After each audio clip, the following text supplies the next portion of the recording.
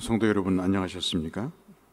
2021년 7월 29일 목요일 새벽 기도를 우리 하나님 앞에 함께 드리시겠는데요.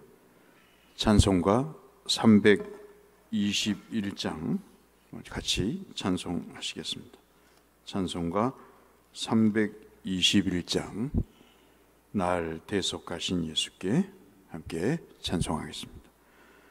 날 대속하신 예수께 내 생명 모두 드리니 늘 진실하게 하소서. 내 구주 예수여, 나 구주 위에 살리라. 내 기쁨할 양 없으리. 내 갈 길 인도하소서. 내 구주 예수여, 날 구원하신 예수를 일평생 의지하오니 날 영접하여 주소서. 내 구주 예수여, 나 구주 위에 살리라. 내 기쁨할 양 없으리. 내 갈 길 인도하소서. 내 구주 예수여, 주 십자가에 달리사 날 자유하게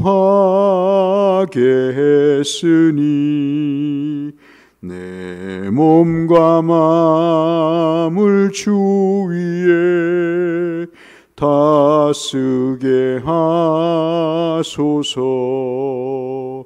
나 구주 위에 살리라.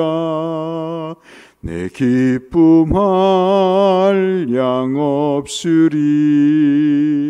내 갈 길 인도하소서. 내 구주 예수여,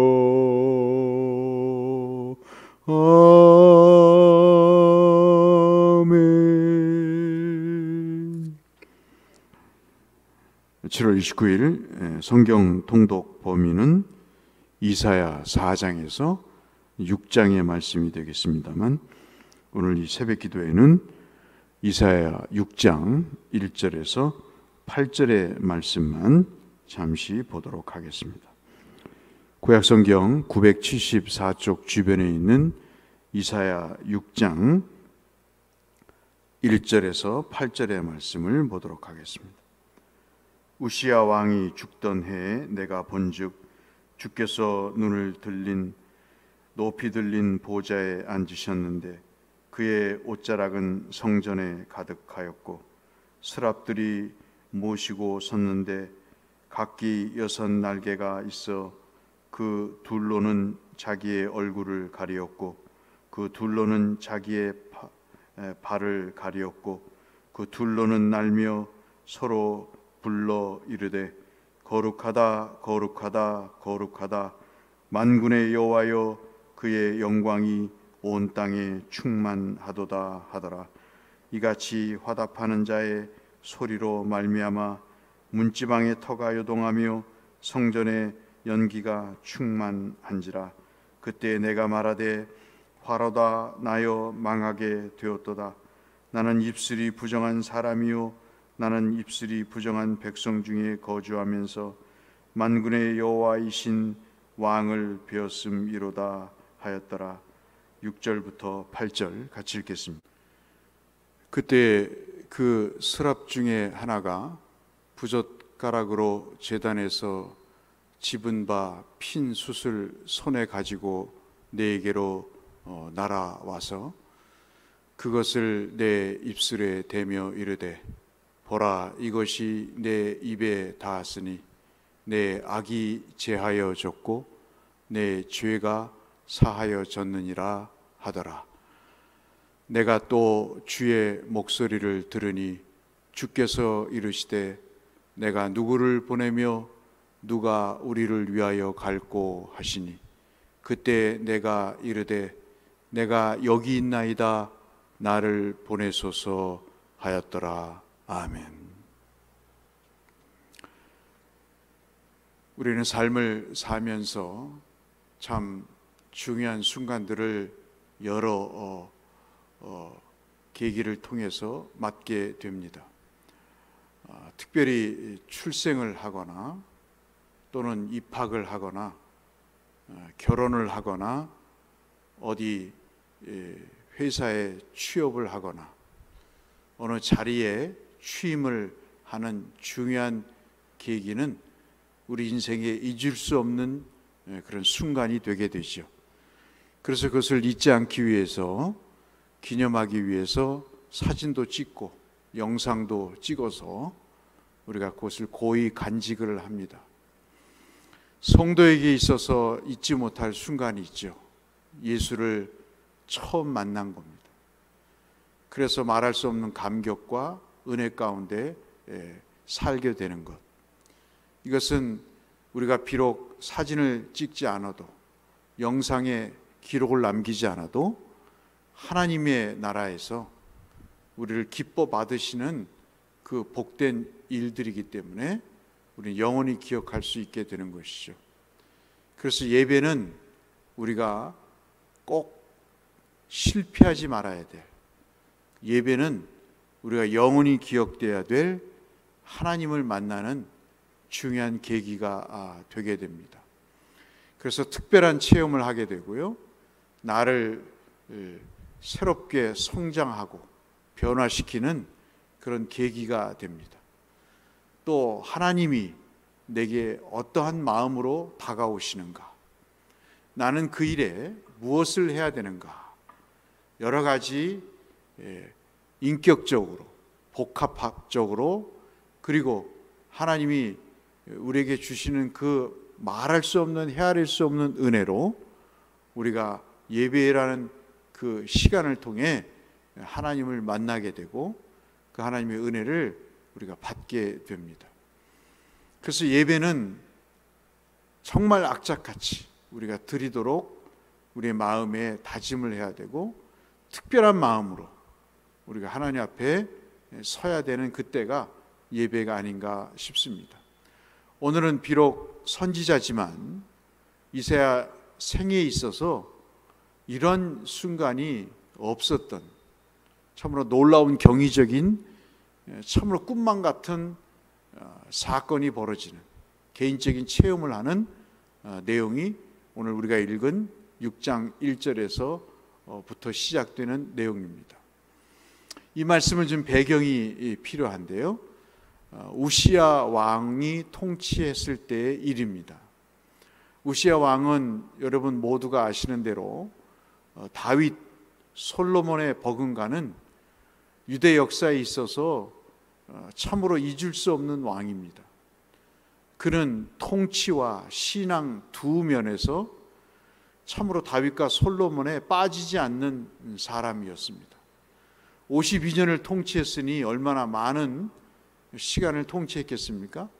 엉터리로 통치한 것이 아니고 그는 나라를 부강하게 하고 영토를 넓히는 그런 일을 했습니다. 참으로 눈의 가시와 같은 블레셋을 점령을 하고요, 그리고 암몬 족속에게 소위 말하는 조공을 받게 하는 강력한 군사력과 외교력을 세워가는 실력 있는 왕이었습니다. 뿐만 아니라 그는 하나님과 선지자 앞에서 여호와 앞에 정직히 행하는 자라고 하는 평가를 받는, 신앙적으로도 손색이 없는 그런 왕이었습니다. 그런데 우리 모두가 참 서글픈 것은 그렇게 하나님의 은혜를 받으면 벼가 고개를 숙이듯이 더 겸손하고 순종적이어야 되는데 우리네 현실은 그렇지가 못하죠. 우시아도 예외는 아니어서 그 말년에 교만해집니다. 그래서 자기가 마음대로 제사를 드리죠. 예배를 가볍게 여기고 예배를 그저 행사로 생각하는 사람들처럼 그렇게 예배를 마음대로 드리다가 하나님 앞에 벌을 받습니다. 그 벌이 뭐냐면 당시에 가장 추한 질병 중에 하나인 문둥병에 걸리게 되고 그는 그 문둥병에 걸려 죽을 때까지 별궁에 혼자 갇혀 있으면서 그 죽음을 맞이하게 됩니다. 참 인생이라는 것이 그런 것 같습니다. 그때 왕이 죽자 이 이사야가 얼마나 국가적인 위기겠습니까?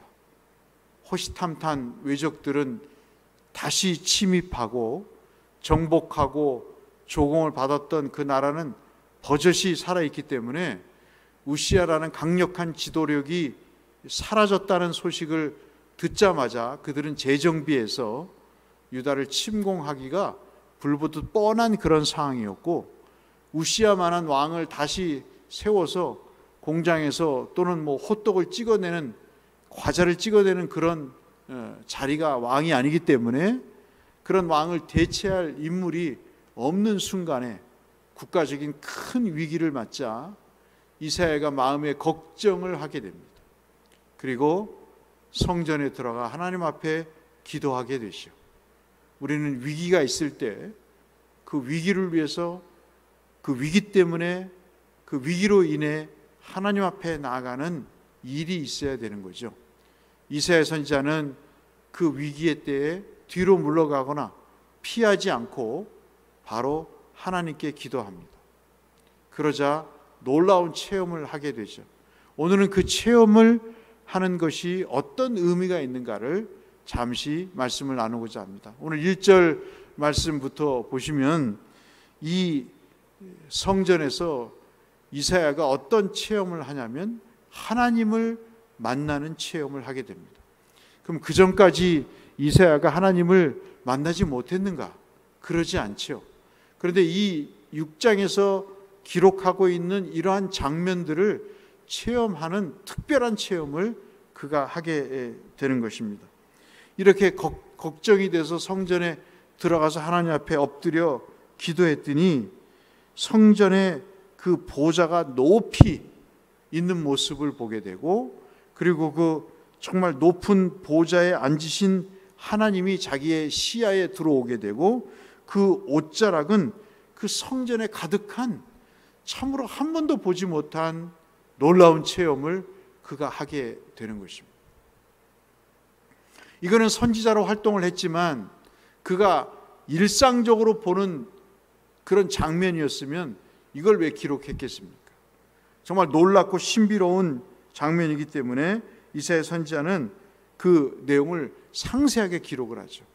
그리고 2절 보시면 그 하나님의 모습과 그 하나님 또 동반되어서 스랍들, 소위 말하는 천사들이라고 여겨지는 주의 사자들이라고 여겨지는 6개의 날개들이 각각 둘로 나누어서 가릴 것을 가리고 그리고 날갯짓을 하면서 나머지 둘은 그 하나님을 찬양하는 내용이 기록되어 있습니다. 3절의 말씀이죠.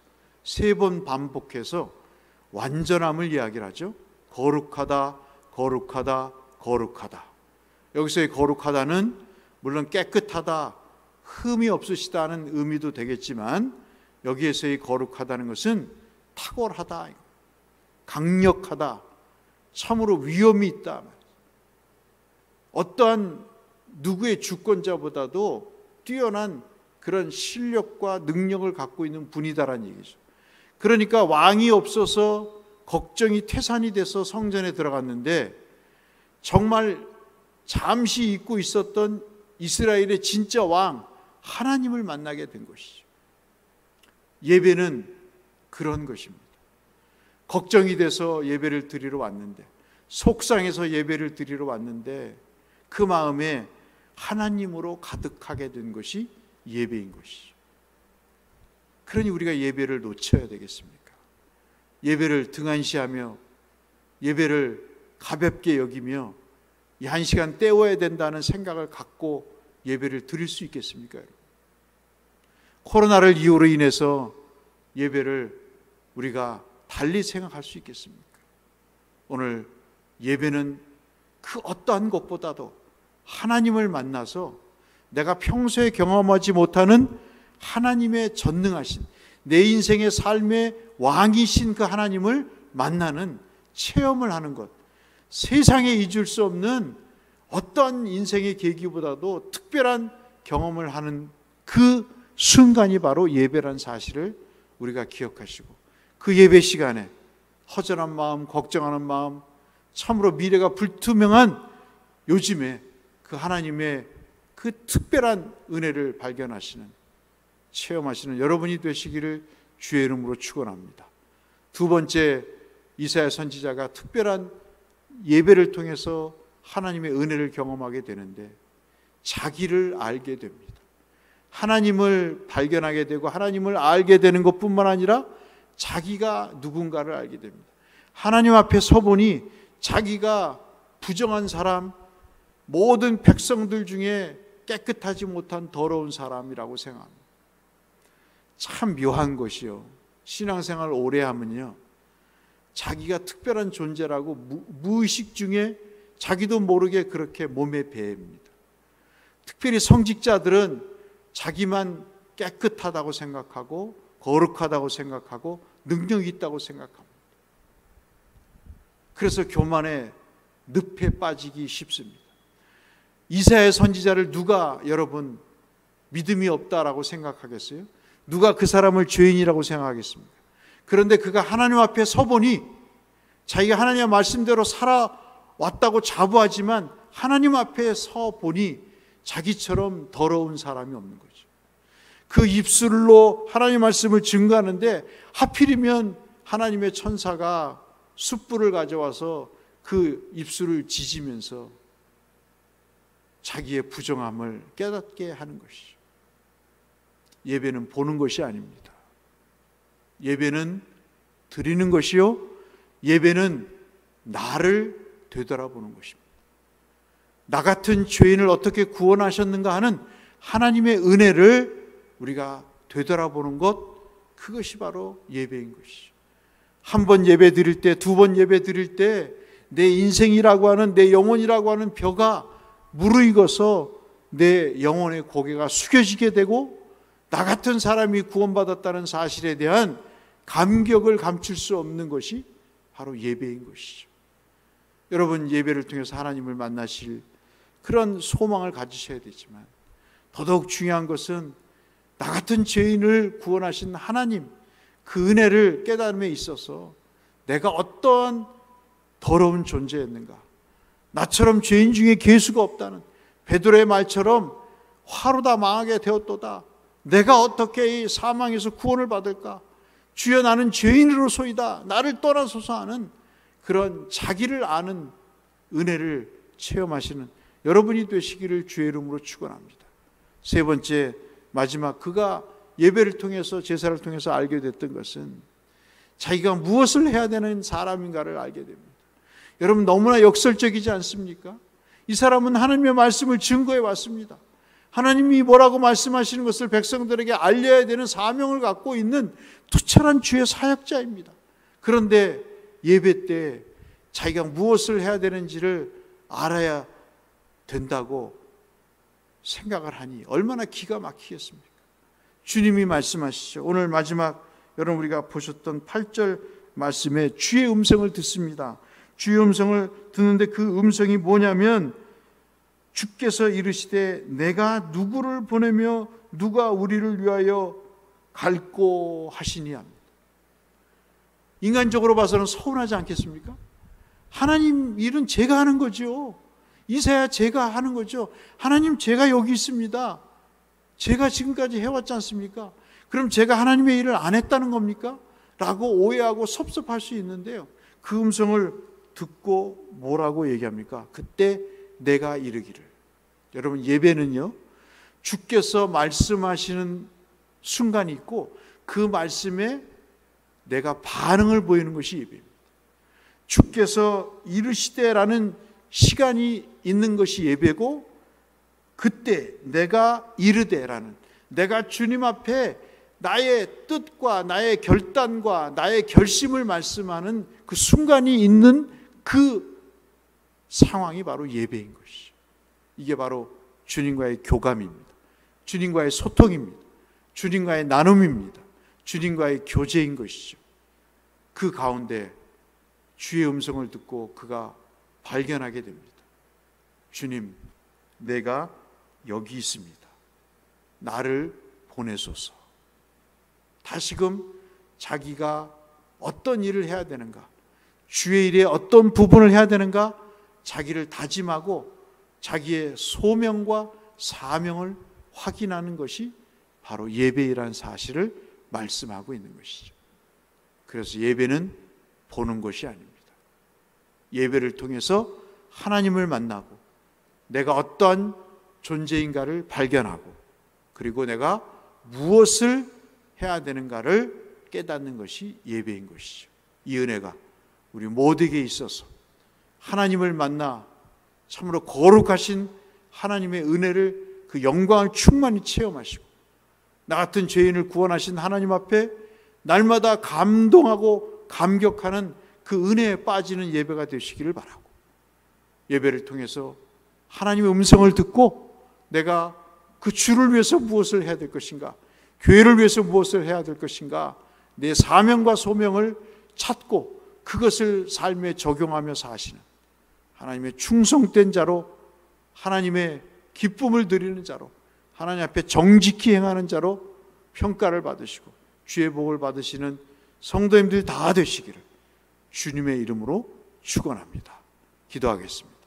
하나님 아버지, 주께서 우리에게 이 말씀을 주셨습니다.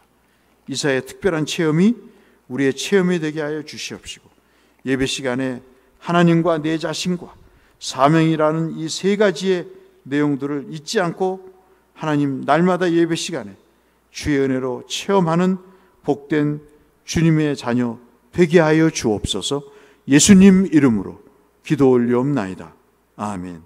하늘에 계신 우리 아버지, 아버지의 이름을 거룩하게 하시며 아버지의 나라가 오게 하시며 아버지의 뜻이 하늘에서와 같이 땅에서도 이루어지게 하소서.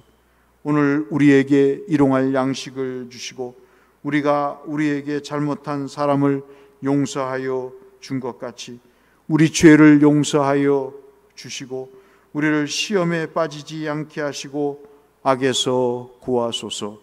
나라와 권능과 영광이 영원히 아버지의 것입니다. 아멘.